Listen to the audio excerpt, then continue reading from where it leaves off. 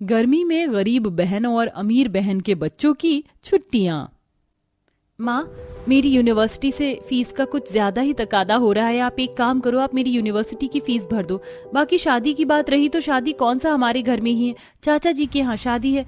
मैं वहाँ कुछ भी पहनकर चली जाऊंगी। बेटा, तू कितना सबके बारे में सोचती है। तू शादी में पुराने कपड़े पहनेगी? हाँ माँ, कोई नहीं, मैं पुराने पहनकर भी खुश हूँ। अभी ज्यादा जरूरी हम बहनों की यूनिवर्सिटी की फीस है। शादी में तो हम हल्के फुल्के तैयार होकर भी जच जाएंगे। क्यों दीदी? बिल्कुल भी नहीं। अरे चाची जी के घर शादी है, मतलब कि मैं मेन कैरेक्टर हुई और मैं खूब अच्छे से बनकर संवर कर जाऊंगी। मैं तैयार होने में जरा सा भी कॉम्प्रोमाइज नहीं करूंगी माँ। आप मुझे अच्छे अच्छे कपड़े दिलवा कर लाना, और रही बात फीस की तो वो भी आपकी ही जिम्मेदारी है भरने की। मैं उसकी जरा भी टेंशन नहीं लूंगी। दीदी क्यों? आप किसी भी बात को नहीं समझती हो। हमारे हालात ऐसे नहीं हैं। बस स्वरा, मुझे तुझसे कोई ज्ञान नहीं चाहिए। मैं जानती हूँ कि मैं क्या कर रही हूँ। माँ, मुझे शादी के लिए भी कपड़े चाहिए और मेरी फीस भी भर देना। इन दो चीजों में कोई कॉम्प्रोमाइज नहीं करूंगी। वैसे भी यही तो दिन होते हैं जीने के। राजेश्वरी ने ऐसे बोलकर बात को खत्म कर दिया। राजेश्वरी और स्वरा दोनों बहनें थीं। दोनों के माँ बाप ही गरीब थे, लेकिन ऐसे में भी दोनों बहनों में काफी अंतर था। एक तरफ राजेश्वरी थी जो कि बड़ी होने के बावजूद भी अपने घर की कोई परेशानी नहीं समझती थी। उसे हर चीज की डिमांड रहती और वो अपने माँ बाप की गरीबी को ध्यान में न रखते हुए कामों को करती थी। वहीं स्वरा उससे बिल्कुल उलट थी। वो अपने माँ बाप के हालातों को ध्यान में रखकर ही सभी काम किया करती थी। ऐसे ही सिलसिला जारी था और अब दोनों बहनों की शादी हो चुकी थी। राजेश्वरी को उसकी ख्वाहिशों और डिमांड्स के हिसाब से अमीर ससुराल मिला था और स्वरा की शादी गरीब परिवार में हो गई थी। अब दोनों बहनों के दो बच्चे थे और उनके साथ उनकी जिंदगी गुजर रही थी। बच्चों, दिव्या, अरविंद, बेटा दोनों रेडी हो जाओ। तुम्हारे स्कूल की हॉलीडेज भी हो गई हैं ना? तो मैंने फैसला किया है कि हम लोग आज वाटर पार्क घूमने जाएंगे। अरे वाह माँ वाह, आप कितनी अच्छी हो। हाँ माँ, हम वाटर पार्क तो जा रहे हैं, लेकिन वहाँ जाकर हमें राइड में जाने से मना मत करना। हम जो करने को बोले वो हमें करने देना, समझ आया?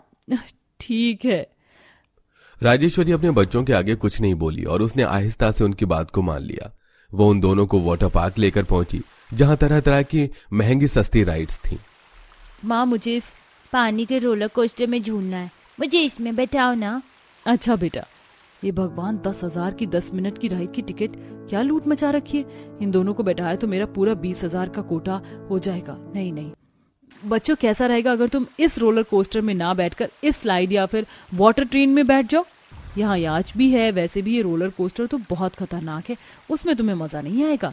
माँ, ऐसा कुछ नहीं है, मुझे पता है आप हमें रोलर कोस्टर में इसलिए नहीं बैठा रही हो क्योंकि आपके पास इतने ज्यादा पैसे नहीं देने को होंगे।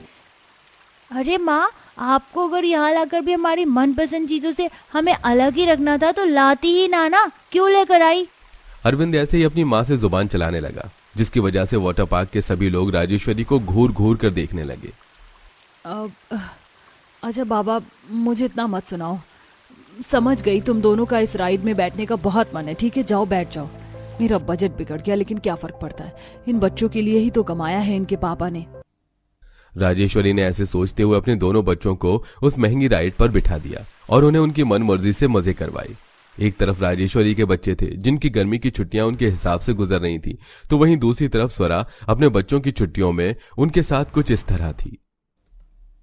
भाई, अब मेरी डॉल ना आपके पास आएगी तो आप इसको भगा देना, ठीक है बहन? बेचारे मेरे बच्चे, जब गर्मी की छुट्टियां होती तो हर बच्चा फरमाइश करता है कि उसे वहां जाना है, वहां जाना है। लेकिन एक तरफ मेरे बच्चे हैं, हालातों को देखकर अपनी ख्वाहिशों का गला घोट लेते हैं। माँ, ऐसा क्यों सोच रही हो? हम जानते हैं कि हम गरीब हैं और हमें आपके साथ रहना अच्छा लगता है। माँ, आपके पास हम आपको परेशान नहीं करना चाहते हैं। भाई ने सही कहा माँ, हमें कहीं भी नहीं जाना है, इसलिए आप चिंता मत करो। अपने बच्चों की बात सुनकर स्वरा बस मुस्कुरा दी। दोनों बहनों के बच्चों में यही अंतर था। एक तरफ स्वरा के बच्चे थे जो उसी की तरह समझदार और अपने घर के हालातों को समझने वाले थे, तो वहीं दूसरी तरफ राजेश्वरी के बच्चे थे जो उसकी तरह ही बदतमीज और कुछ भी सोचने समझने वाले नहीं थे। वो हर काम अपनी मर्जी से करवाते थे।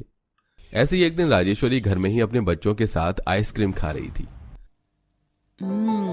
ऐसे एसी चलाकर और चोको, वनीला, स्ट्रॉबेरी और बटर स्कॉच, इन चारों आइसक्रीम को मिलाकर खाने का मजा ही अलग है। अरे नहीं। राजेश्वरी के हाथ से खाते खाते ही आइसक्रीम गिर गई, जिसकी वजह से उसने एक बाइट अपने बेटे की आइसक्रीम से ले लिया। और भाई आपने क्या किया, आपने मेरी आइसक्रीम क्यों खाई? बेटा मेरी आइसक्रीम गिर गई थी तो मैंने इस वजह से तुम्हारी आइसक्रीम से एक बाइट ले लिया। कोई गलती कर दी क्या? माँ आपको नहीं पता कि इस तरह से बिना परमिशन के खाना बैड मैनर्स होती है, जो मुझे नहीं खानी। अब आपकी खाई हुई आइसक्रीम। अरे अरविंद बेटा सुन तो। राजेश्वरी ने अपने बेटे को काफी रोका, लेकिन अरविंद नहीं रुका और वो गुस्से में अपने कमरे में चला गया। बचपन से ही राजेश्वरी के बच्चों का उससे ऐसा हाल था, तो वहीं दूसरी तरफ स्वरा। हे भगवान कितनी गर्मी है, लाइट भी नहीं आ रही है। जो ये मरा गिरा सा पंखा ही चल जाए, ऊपर से चूल्हे की तपिश, ये सारी चीजें मिलकर तो मेरी जान ही ले रही हैं। स्वरा अभी ऐसे ही बोल रही थी कि उसे अपनी दोनों साइड से अचानक मंद मंद हवा लगने लगी। जैसे स्वरा ने पलटकर देखा, अरे मोना रोहन तुम दोनों मुझे पंखा कर रहे हो? बच्चों मुझे इस तरह से पंखा मत करो, नहीं तो तुम्हें पसीना आने लगेगा और तुम भी थक जाओगे। माँ आपको इतना पसीना आ रहा है और आप हमारे लिए रोटी बना रही हो, तो क्या हम आपको हवा भी नहीं करें? हमें हवा करनी दो माँ, जब आपका पसीना चला जाएगा तो हम हवा नहीं करेंगे। हाँ माँ। मेरे बच्चे कितने समझदार हो गए हैं। स्वरा ऐसे ही अपने बच्चों को देखकर खुश होने लगी कि तभी उसके दरवाजे पर उसकी पड़ोसन आ गई। अरे वाह कितने अच्छे बच्चे अपनी माँ को हवा कर रहे हैं। जी हाँ हाँ जी, मैं ना आपको ये घर की चाबी देने आई थी, आते वक्त ले लूंगी। गर्मी है ना, बच्चों की छुट्टियां भी हैं, तो उन सभी को वाटर पार्क घुमाने ले जा रही हूँ। आप तब तक मेरे घर की चाबी रख लो। मोना और रोहन की भी तो छुट्टियां होंगी ना, ये बच्चे कहीं घूमने नहीं जा रहे हैं? वो नहीं आंटी, हम कहीं नहीं जा रहे और हमारा कहीं जाने का मन भी नहीं है। स्वरा को बुरा न लगे इस वजह से रोहन ने अपना मन मार लिया और अपनी पड़ोसन से झूठ बोल दिया। स्वरा अपने बच्चों को जानती थी। अपने बच्चों को खुद के बारे में इतना सोचते देख स्वरा ने एक फैसला किया। बच्चों तुम अपनी नानी के घर जाना चाहोगे? हाँ हाँ हाँ माँ, आप हमें ले जाओगी क्या? हाँ बिल्कुल तैयार रहो, हम कल ही नानी के घर चलेंगे। स्वरा ने अपने बच्चों को नानी के घर लेकर जाने का फैसला ले लिया। वहीं दूसरी तरफ अगले ही दिन राजेश्वरी के घर का भी एसी खराब हो गया, जिसकी वजह से उसके बच्चे भी कहीं घूमने जाने के लिए जिद करने लगे। अच्छा ठीक है बाबा, मैं तुम्हें कहीं लेकर चलूंगी। खुश? इन्हें माँ के घर ले जाऊंगी तो माँ भी खुश हो जाएंगी और बच्चे भी। राजेश्वरी भी प्लान बनाकर अपने घर ही लाने को सोचने लगी। एक तरफ राजेश्वरी अपनी गाड़ी से अपने बच्चों को नानी के यहाँ ला रही थी, तो वहीं दूसरी तरफ स्वरा ऑटो से उन्हें अपने मायके लेकर पहुंची। राजेश्वरी के बच्चे सारे रास्ते फरमाइशें ही करते हुए आए, लेकिन स्वरा के बच्चों ने कुछ नहीं मांगा। ऐसे ही गंगा के घर में। अच्छा तो तुम भी आई हो स्वरा? माँ आप हमें ये कैसी बेकार सी जगह ले आए हो? आपने तो कहा था हम किसी ठंडी जगह पर चलेंगे, लेकिन ये कैसी ठंडी जगह है? यहाँ तो एसी भी नहीं है। चुप रहो बच्चों। क्यों चुप हो जाए माँ? बोलिए, आप झूठी हो। राजेश्वरी ये कैसी परवरिश की है तूने अपने बच्चों की, ये तो तेरे काबू से ही बाहर है। राजेश्वरी के बच्चों को इतना मुंह चलाता दुख गंगा उसे डांटने लगी। वहीं स्वरा के भी बच्चे थे जो तमीज में ही थे। अपने गरीब बहन के बच्चों को संस्कारों से इतना अमीर देख राजेश्वरी की गर्दन शर्म से झुक गई। अब उसे एहसास हो रहा था कि जो फूल तुमने लगाया हो उसका फल भी तुम्हें ही मिलेगा। अरे भाई साहब, जून में तो बहुत गर्मी होती है। अरे होती तो है भाई साहब, पर क्या करें, पंडित ने दिन निकाला है और कह रहे थे कि इसके बाद 1 साल तक कोई शुभ मुहूर्त नहीं है और हमें इस साल ही अपनी बहू चाहिए। अपने समधी से बात करके विनोद फोन रख देता है और विनोद के चेहरे की उदासी देख उसकी बीवी उससे कहती है, क्या हुआ जी, आप इतने परेशान क्यों हैं? होना क्या है शांति, अगले ही महीने की तारीख निकली है निकिता की शादी की। एक तो इतना कम समय, ऊपर से इतनी गर्मी में कैसे मैं अपनी बेटी की शादी करूंगा? कहीं से इतने कूलर, पंखे, बिस्तर और खाने का इंतजाम कहां से करूंगा? तो पापा आप अंकल जी से बात कर लीजिए ना कि गर्मी में मुश्किल होती है शादी करना और खाना खराब होने का भी डर होता है। नहीं कर सकता बेटा, पर जो भी कहो लड़के वाले बहुत अच्छे हैं। मैं इतना अच्छा रिश्ता हाथ से नहीं जाने देना चाहता। लड़के वालों की कोई डिमांड नहीं है, बस वो चाहते हैं कि स्वागत अच्छा हो बारातियों का। पापा अगर ऐसी बात है तो क्यों ना हम दीदी की शादी बैंक्वेट में करवाएं? गर्मी क्या होती है, बैंक्वेट में किसी को पता ही नहीं चलेगा। बेटा तुम फिक्र मत करो, मैं सब इंतजाम कर लूंगा। शादी कुछ ज्यादा दूर नहीं है, सोच रहा हूँ कि आज से ही तैयारी शुरू कर दूं। चलो शांति वाटिका देख कर आते हैं।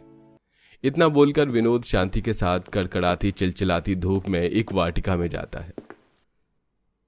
क्या वाटिका सिर्फ 1.5 लाख का है? इसमें भी आप सिर्फ सजावट करेंगे, हलवाई नहीं रखेंगे? अरे भाई साहब, ये कोई बैंक्वेट थोड़े ना है कि हम आपसे सारे पैसे लें और सब कुछ करके दें। हमारा काम सिर्फ वाटिका और सजावट का है। बाकी कितने वेटर चाहिए, कौन सा हलवाई रखना है, क्या खाना बनवाना है, यह सब तो आप ही को देखना होगा। वाटिका वाले से बात करके अब विनोद और शांति टेंट वाले से बात करने के लिए जाते हैं। सब कुछ कितना महंगा है। ये टेंट वाला 3 दिन के 60,000 मांग रहा है। माता जी, सिर्फ टेंट ही थोड़े ना दे रहे हैं, हम आपको 2 पंखे और 2 गद्दे भी तो दे रहे हैं और 10 कुर्सियां। बेटा, अगर हमें एक्स्ट्रा लाइट बिस्तर और पंखा चाहिए होगा तो उसके लिए एक्स्ट्रा पैसे लगेंगे। वाटिका वाले और टेंट वाले से बात करके पसीने से बेहाल शांति और विनोद घर आते हैं और घर आकर हिसाब करने लगते हैं। शांति, अभी मेरे हाथों में सिर्फ 60,000 रुपए है। 40,000 मालिक देंगे और 40,000 की कमेटी रहती है। लगभग मिलाकर 1.5 लाख रुपए हो जाएंगे हमारे पास। पर शादी का घर है, शादी की तैयारी, शॉपिंग, गहने, कपड़े, ये सब भी तो देखना है। अभी भी 2-3 लाख कम है। सोच रहा हूँ सेठ से ब्याज पर उधार ले लूं। पापा, जब से शादी की डेट पड़ी है आप धूप में माँ के साथ बस घूम रहे हैं। ऐसे तो आपकी तबीयत खराब हो जाएगी। आप सेठ जी के पास कल चले जाना, मैंने खाना निकाल दिया है, खाना खा लीजिए। इतना बोलकर निकिता अपने माता पिता को खाना देती है।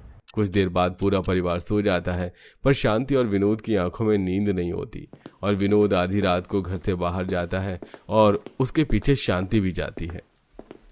क्या हुआ जी, आप बड़े ही परेशान लग रहे हैं। फिक्र मत कीजिए, सब ठीक हो जाएगा। पता नहीं शांति कैसे होगा सब कुछ कितना महंगा है। कल हलवाई वाले से भी बात करने के लिए जाना है और सेठ जी से भी उधार लेना है।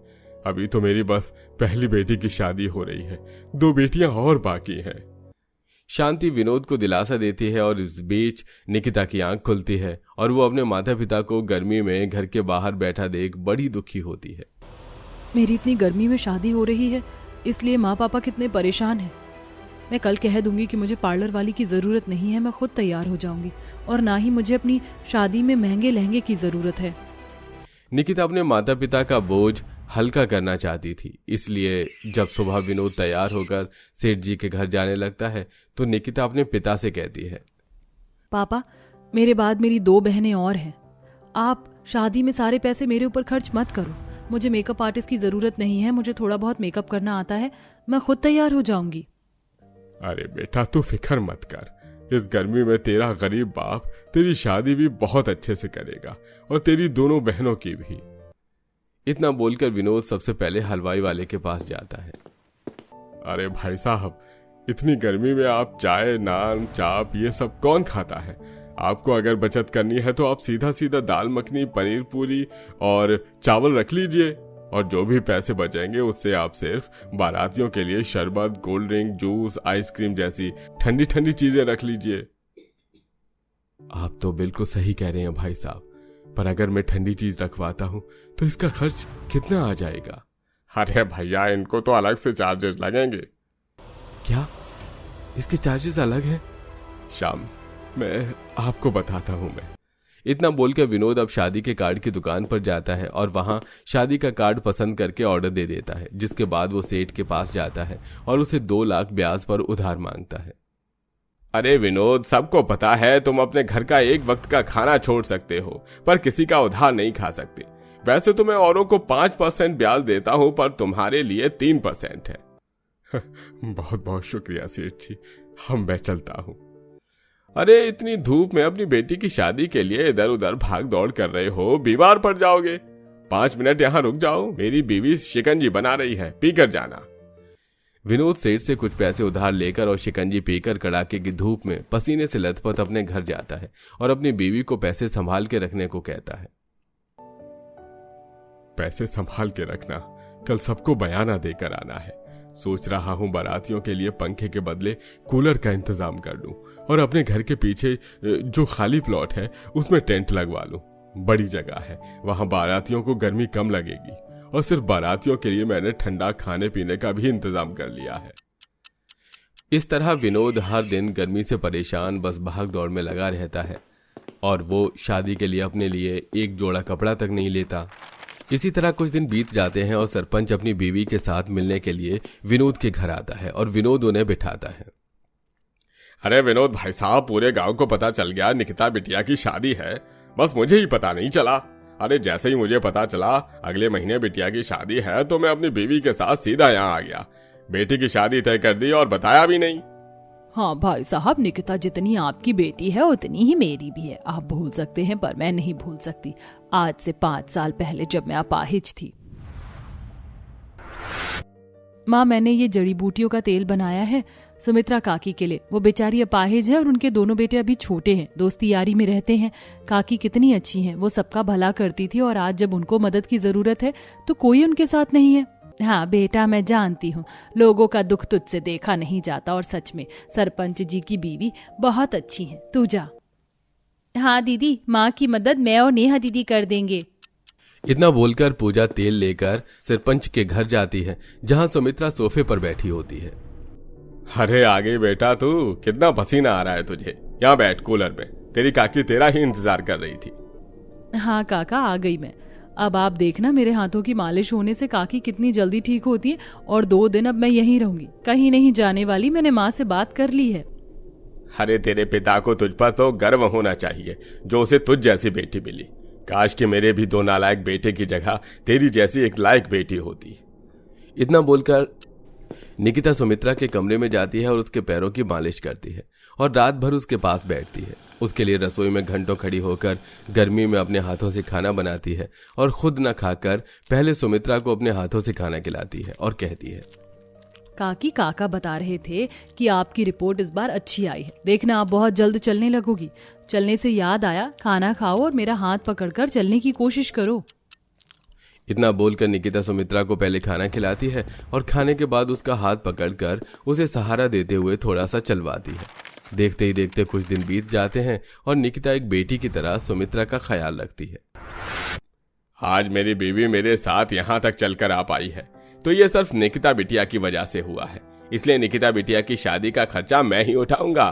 तुम पिता हो इसलिए तुम्हें जो करना है तुम करो, पर तुम बेफिक्र हो जाओ। हम गली मोहल्ले में नहीं, बैंक्वेट हॉल में करेंगे अपनी बेटी की शादी, जहाँ एसी लगा होगा। देखना बाराती आएंगे तो स्वागत देखकर हैरान रह जाएंगे। इस तरह सरपंच निकिता की शादी की जिम्मेदारी अपने ऊपर ले लेता है और एक शानदार बैंक्वेट हॉल बुक करता है। समय गुजरता है और बहुत जल्दी निकिता की बारात आती है और लड़का घोड़ी पर बैठकर बैंक्वेट के बाहर खड़ा होता है। शांति, जल्दी से दामाद जी की आरती उतारो, बाहर गर्मी हो रही है। शांति जल्दी से अपने दामाद की आरती उतारती है और कुछ देर बाद सभी बाराती बैंक्वेट में आते हैं तो वो बैंक्वेट की सजावट और खाना देखकर दंग रह जाते हैं। जिसके बाद सब अंदर जाते हैं। बच्चे डीजे पर डांस करते हैं, लोग आराम से महंगी कुर्सी पर बैठ के कुछ जूस कोल्ड ड्रिंक पीते होते हैं। अरे मैंने तो सुना था लड़की वाले बहुत गरीब है, पर देखो इन्होंने कितना अच्छा स्वागत किया है।